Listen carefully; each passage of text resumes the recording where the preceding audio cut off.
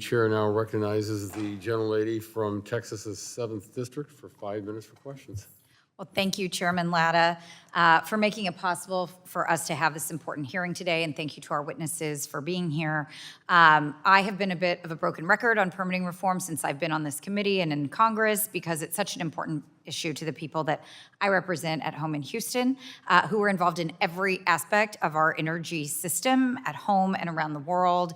And they have told me how essential it is to have permitting reform of all kinds to keep us moving forward, to keep the lights on, to keep the costs down, to keep our competitive advantage and maintain our energy security and national security. And I am lucky to have so many Houstonians with so much expertise to learn from, and particularly glad that one of the people that I look to for thoughtful, informed, and realistic guidance on energy issues of all kinds is one of our witnesses today. So thank you, Mr. Skelly, for sharing your thoughts with us here today. It is clear that improving our ability to build transmission efficiently will mean a more affordable and abundant energy supply, whether that energy is generated from traditional or renewable sources. And without better transmission, the development of innovative technologies that a lot of people on this committee have expressed great interest in, like geothermal and small modular nuclear reactors, they can be held back by inefficient and uneconomical connections to the markets. So what do I mean by that, right? Like generation we want won't be able to get where we want it to go. And all the generation in the world isn't gonna solve energy shortages if we can't move it. So as we discussed in last month's legislative hearing on this topic, it seems to me that any meaningful permitting reform package has to address core barriers to building transmission at scale. And that's planning across regions, which I think everybody here today has said they support, permitting certainty, which everyone everywhere wants, and workable cost allocation. And I think that's really the sticking point here. So as we've heard throughout this morning, I think this is where the committee needs real guidance. And I'd like to get a better sense of how the committee should think about fairly allocating the cost of building interregional transmission and protecting consumers from high rates. But before I get to my question, I want to follow up on something Mr. Goldman was just asking about and note that we've heard concerns today from some of the witnesses, some of my colleagues about FERC's backstop siting authority for interregional transmission projects.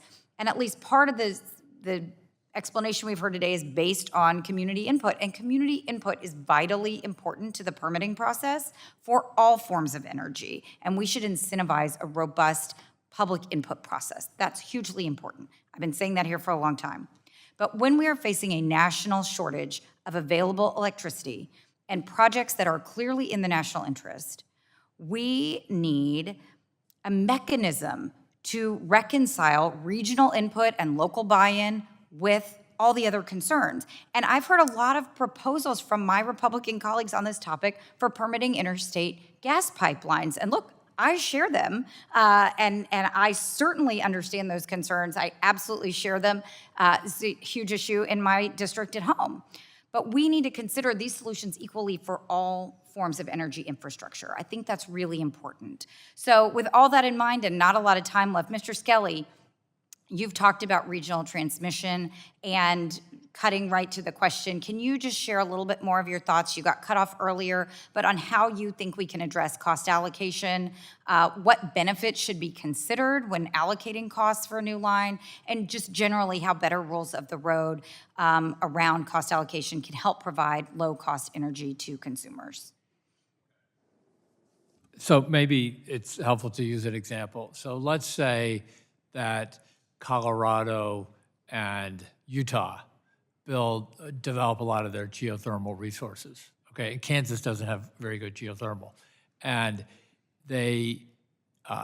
there's an opportunity to connect those regions. Okay, now this is between the eastern and western grid, so it makes it the thought experiment a little bit easier.